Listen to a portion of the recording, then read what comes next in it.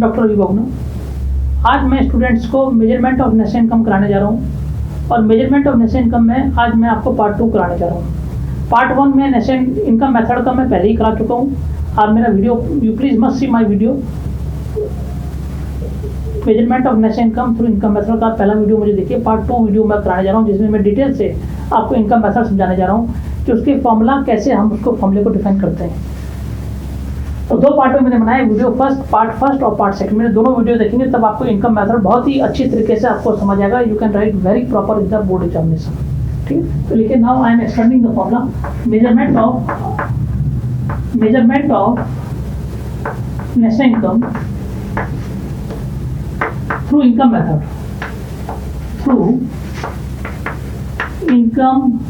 Method. ये मेरा video 2 है, इनकम मेथड का वीडियो 2 है जो मैंने आपको बनाने जा रहा हूँ वीडियो, या इसको कहते हैं पार्ट 2 कह लीजिए आप इसे, part 2। This is part 2। Part first में ऑलरेडी समझा चुका हूँ। अब देखिए इसका जो formula y is equal to COE plus operating surplus plus mix income plus NFI बोलते हैं। इसका फॉर्मूला ये है, ठीक है। और मैं स्टूडेंट्स को बता रहा COE जिसे बोलते हैं, COE बोलते हैं कंपनसेशन एम्प्लॉयज। COE कहते हैं compensation of employees, compensation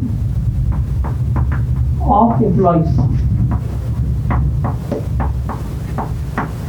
OS बोलते हैं ऑपरेटिंग सरप्लस, OS बोलते हैं हम क्या, ऑपरेटिंग सरप्लस। MI बोलते हैं मिक्स्ड इनकम, MI हम कहते हैं मिक्स्ड इनकम, मिक्स्ड इनकम। और अगर हम NFI की बात करें, NFI बोलते हैं net factor income from abroad. NFI बोलते हैं हम net factor income from abroad, net factor income from abroad. ना स्टूडेंट्स 1 बाय 1 हम करते हैं जरा। अब हम इसको जरा बारीकी से, हम सबसे पहले हम पढ़ेंगे आज कंपनसेशन ऑफ एम्प्लॉइज पढ़ेंगे। हम क्या पढ़ेंगे, कंपनसेशन ऑफ एम्प्लॉइज पढ़ेंगे कि हम किस तरीके से इसको डिफाइन करेंगे। First of all we will write compensation of employees. ये जो है 3 भागों में डिवाइड है, ये है आपके 3 भागों में डिवाइड है। सबसे पहले आपका जो पहला पार्ट है इसका compensation wages and salary in cash, wages and salary in cash. अगर आपको पूरा डिटेल इसको पढ़ना है तो मेरा वीडियो पार्ट फर्स्ट जरूर देखिएगा। पार्ट फर्स्ट में पूरा मैंने डिटेल इसको समझा रखा है, पूरी डेफिनेशन मैंने समझा रखी है। पार्ट सेकंड में मैं फॉर्मूला इसका डिफाइन पूरा बढ़िया तरीके से करूँगा, wages and salary in cash. Second part इसका जो है जो डिवाइड हो रखा है ये, उसको बोलते हैं हम wages salary, wages and salary in kind, wages and salaries in kind. Third इसका जो पार्ट है इसका, उसको बोलते हैं employers contribution to security scheme. Employers लिखना, एम्प्लॉयज मत लिखना भूलते भी। एम्प्लॉयर्स का कितना कंट्रीब्यूशन है, एम्प्लॉयर्स कंट्रीब्यूशन, जहाँ नौकरी कर रहे हैं उसमें एम्प्लॉयर्स का कितना कंट्रीब्यूशन है, एम्प्लॉयर्स कंट्रीब्यूशन टू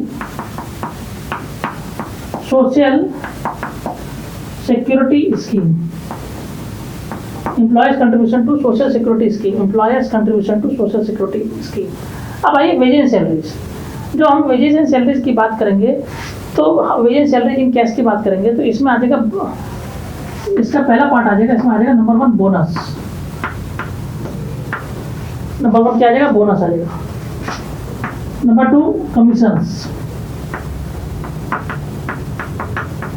कमीशन कितना मिला। नंबर 3 बोनस आ जाएगा। नंबर 3 हाउस रेंट अलाउंस आ जाएगा, हाउस रेंट अलाउंस आ जाएगा इसके अंदर, house rent allowance, house rent allowance. Number D सिक leave allowance, sick leave allowance. और नंबर ई पार्ट इसके अंदर आ जाएगा DNS अलाउंस। ये आपने एग्जाम में लिखना है DNS, तभी आपको नंबर मिलेंगे। DNS अलाउंस न्यूमेरिकल भी इसमें कई बार पूछा गया, नंबर को कई बार आते हैं। वेजेस एंड सैलरी की अगर हम बात करें, अब आ जाए दूसरा पार्ट इसका, wages and salaries in kind. अगर हम wages and salary in kind की बात करेंगे तो इसमें आ जाएगा आपका वेजेस एंड सैलरी में फ्री हाउस आ जाएगा। फ्री हाउस नंबर 1, ये तो इसके अंदर में आ गया। देखिए अब आ जाएगा इसके अंदर आ जाएगा, ये आ जाएगा फ्री हाउस। इसके अंदर में बी पार्ट आ जाएगा फ्री फूड। फ्री फूड अगर हम सी पार्ट करें, सी पार्ट आ जाएगा crunches for children. Crunches for children, CRENCHE, crunches for children. ठीक है, फ्री हाउस आ जाएगा, फ्री फूड आएगा, क्रंचेस फॉर चिल्ड्रन आ जाएगा, फ्री कन्वीनियंस फैसिलिटी आ जाएगा। Free convenience, free convenience, CONVEYANC, ये इसके अंदर है। अब आइए इसके अंदर क्या क्या आ जाएगा। ये पार्ट तो आपके वेजेस एंड सैलरीज के अंदर आ गया, आपने देखा।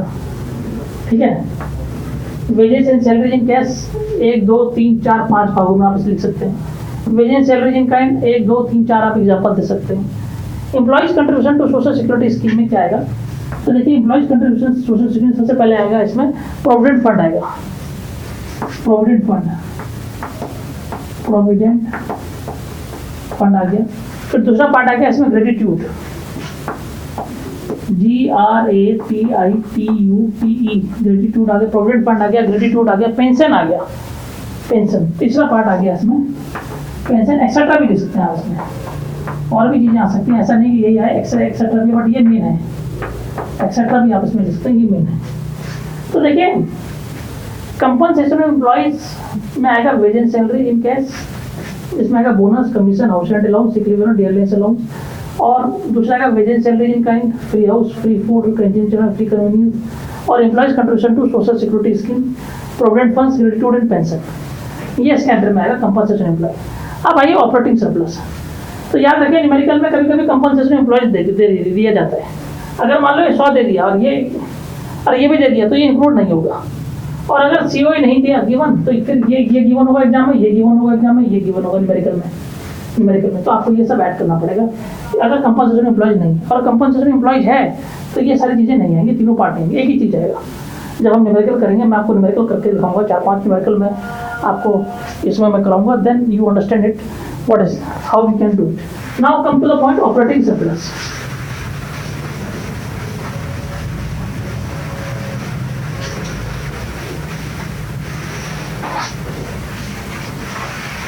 Now students, we will do what? Operating surplus. Operating surplus किसे कहते हैं? देखिए ऑपरेटिंग सरप्लस जो है, ऑपरेटिंग सरप्लस 2 भागों में डिवाइड है। सबसे पहले income from property, income from property, और दूसरा है income from entrepreneur, income from entrepreneur, ENTREPRENEUR, income from entrepreneur. Income from property अगर बात करें हम, तो ये 3 भागों में डिवाइड है। ये रेंट, नंबर 2 इंटरेस्ट, और नंबर 3 रॉयल्टी। ठीक है, रेंट, इंटरेस्ट, रॉयल्टी। अगर हम इनकम फ्रॉम प्रॉपर्टी की बात करें तो ये कितने भागों में डिवाइड है? ये 3 भागों में डिवाइड है, रेंट, इंटरेस्ट और रॉयल्टी। चलिए पहले हम रेंट समझा दें, फिर आपको इनकम फ्रॉम इंटरप्रेन्योर फिर देखेंगे। अभी इसको फिर से पहले हम फर्स्ट ऑफ ऑल रेंट, एक लाइन आप लिख दीजिए एग्जाम में, रेंट किसे कहते हैं, how we can define rent. तो बहुत आसान है, रेंट मीन्स जो अमाउंट रिसीवेबल बाय लैंडलॉर्ड, जो लैंडलॉर्ड मतलब मालिक को जो पैसा मिलता है, फिर मालिक को तो पैसा मिलेगा नहीं जब वो लैंड देगा अपनी किसी को। Landlord from tenant, amount receivable by landlord from tenant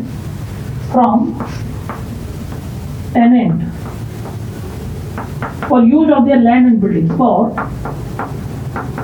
use of their land and for use of their land and building, for the use of their land, for the use of their land and building. Okay, income from property मैंने बताया, सबसे पहले मैंने बताया number 1 की कितने भागों में डिवाइड, 3 भागों में डिवाइड। रेंट, रेंट किसे कहते हैं, amount received by landlord from tenant for use of the land and building. Second, rent interest. भैया इंटरेस्ट किसे कहते हैं? जब किसी को लोन दोगे तो ब्याज मिलेगा तुम्हें, जब किसी को पैसा दोगे तो ब्याज मिलेगा, तो लिखोगे क्या इसमें? Interest. Income received by landing to others. Income received by landing to income, जब किसी को उधार दोगे तभी तो आपको उसमें ब्याज मिलेगा। Income received by the lending to the others, by the lending to others. Income received by landing to others. अच्छा, अब आ जाए तीसरा पार्ट, इनकम फ्रॉम प्रॉपर्टी जो है, ऑपरेटिंग सरप्लस की बात कर रहा हूँ मैं यहाँ पे। ऑपरेटिंग सरप्लस जो दो भागों में डिवाइड है, ऑपरेटिंग सरप्लस जो है दो भागों में डिवाइड है, income from property, income from entrepreneur. और इनकम फ्रॉम प्रॉपर्टी के अंदर में आ गया रेंट, आ गया आपका इंटरेस्ट, आ गया। अब आ जाए प्रॉफिट, रेंट, अब आ जाए रॉयल्टी, आ जाए रॉयल्टी। अब रॉयल्टी किसे कहते हैं? रॉयल्टी किसे कहते हैं? रॉयल्टी कहते हैं रॉयल्टी इनकम रिसीव्ड, जो इनकम रिसीव्ड हो granting the rights, income received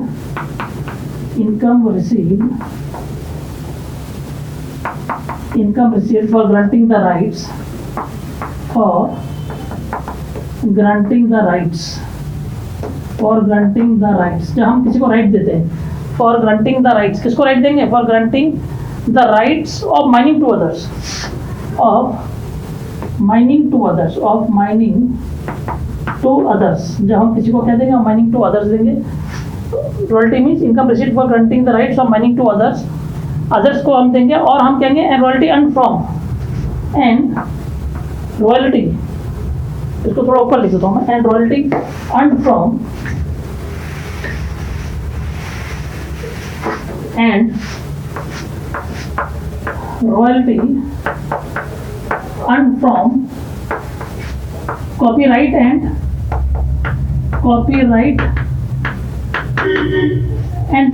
patents, जो पेटेंट से पैसा कमाते हैं और जो कॉपीराइट से पैसा कमाते हैं। ठीक है, तो आपने देखा इनकम फ्रॉम प्रॉपर्टी। और दूसरा भाग मैंने ऑपरेटिंग सरप्लस, हम अब ऑपरेटिंग सरप्लस पढ़ रहे हैं स्टूडेंट। इनकम फ्रॉम प्रॉपर्टी, और दूसरा इसका पार्ट है income from entrepreneur, income from entrepreneur, ENTREPRENEU, entrepreneur. ठीक है, NEU entrepreneur. Income from entrepreneur की जो इनकम हो रही है वो क्या हो रही है? प्रॉफिट। और प्रॉफिट हम बोलते हैं profit is equal to dividend plus corporation tax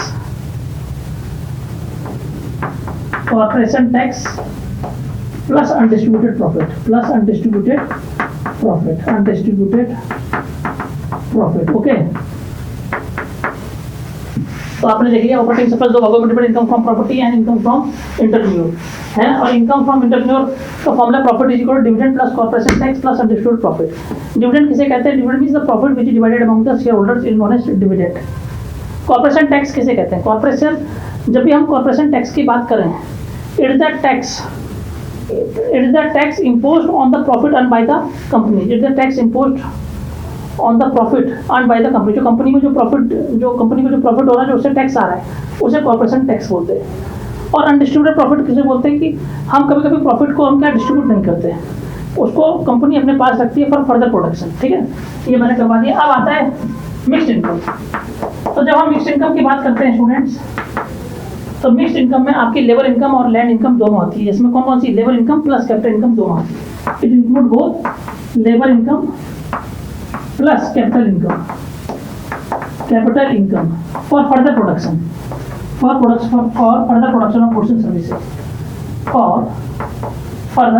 of goods and services,